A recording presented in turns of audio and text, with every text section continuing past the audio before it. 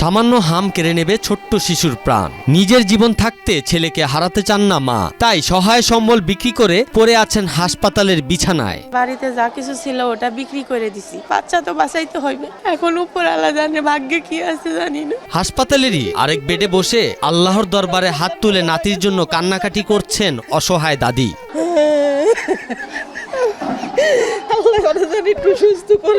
এদিকে দীর্ঘদিন হাসপাতালে থেকে সুস্থ শিশু নিয়ে বাড়ি ফেরার আশায় আছেন ঝিনাইদহের মা রজনী খাতুন। অনেকটাই ভালো হয়েছে, মানে আর কিছুদিন থাকতে হবে, তারপরে সুস্থ হয়ে যাবে। প্রতিদিন হাম আক্রান্ত শিশুর সংখ্যা বৃদ্ধি পাচ্ছে ঢাকা শিশু হাসপাতালে। অনেকের স্বপ্ন ভেঙে চুরমার হচ্ছে। কেউ কেউ সুস্থ শিশু নিয়ে বাড়ি ফেরার পথে উপরওয়ালার শুকরিয়া করছেন।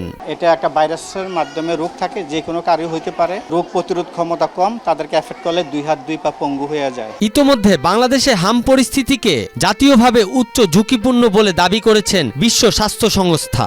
দেশের 64 জেলার মধ্যে 58 জেলায় সংক্রমণ ছড়ানো, বিপুল সংখ্যক শিশু আক্রান্ত হওয়া, টিকাদানের অভাবে রোগ প্রতিরোধ ক্ষমতার ঘাটতি এবং হামের উপসর্গ নিয়ে মৃত্যুর ঘটনা উদ্বেগজনক অবস্থায় পৌঁছে গেছে বলে মূল্যায়ন করেছে সংস্থাটি। সারা দেশেই হাম নিয়ে আতঙ্ক আছে মানুষ। হাম ও উপসর্গ নিয়ে প্রতিদিনই শিশুরা ভর্তি হচ্ছে রাজধানীর বিভিন্ন হাসপাতালে। ওইখানে ভালো ট্রিটমেন্ট, ওইখানে তো হাম ধরা খায় না, ওইখানে তো নিউমোনিয়ালাই চিকিৎসা করছে, ওইখানে কোনো কিছু হয় না দেখে এরা ওইখানে আনতে বলছে।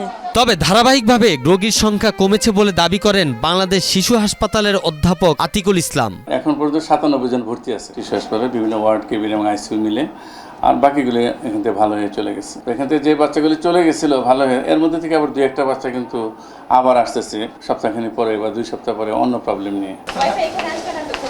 সাকিব সোহান, মাই টিভি।